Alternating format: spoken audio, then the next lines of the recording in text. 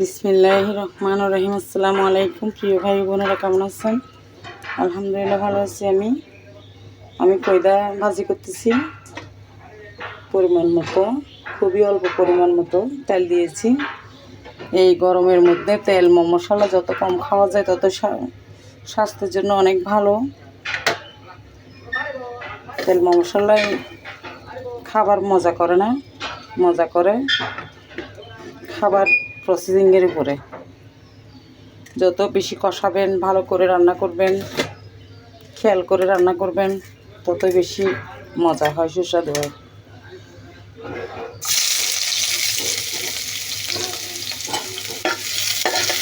ঝাল মশলা তেল যত বেশি এখন গরমের মধ্যে কম খাওয়া যায় তত স্বাস্থ্যের জন্য অনেক ভালো।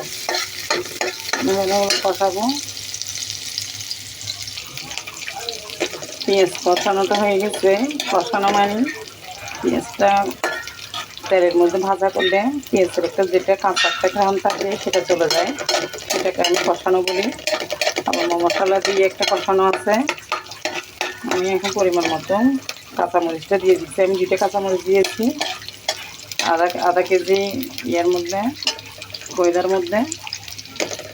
ঝাল বেশি খেতে পারি না আমরা, আপনারা চাইলে বেশি কম বেশি দিতে পারেন। আমি হলুদের গুঁড়োটা পরিমাণ মতো দিয়ে দিচ্ছি।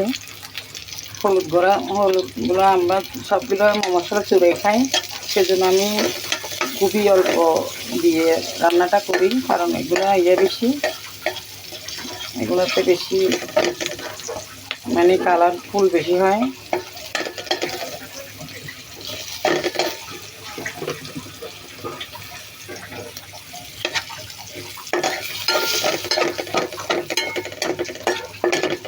আমি কষাই ফেলছি। আমি এখন কয়দাগুলো দিয়ে দিচ্ছি। এই যে কয়দা, এগুলো দিয়ে দিচ্ছি।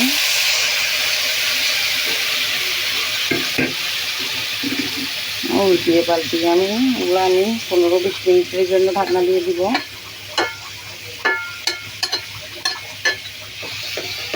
এই জন্য ঢাকনা দিয়ে দিব, উল্টিয়ে পাল্টিয়ে এগুলো ভালো করে।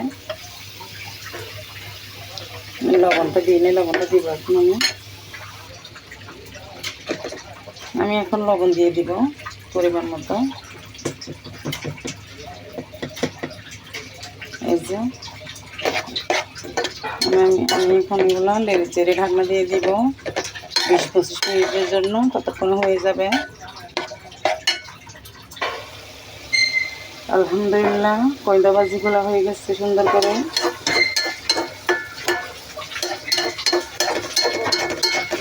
আপনারা যে যেখান থেকে দেখতেছেন আমার রেসিপি ভিডিওগুলো, লাইক কমেন্ট শেয়ার দিবেন, সাবস্ক্রাইব করে পাশে থাকবেন, বেশি বেশি লাইক দিবেন। আজ পর্যন্ত, আল্লাহ হাফেজ।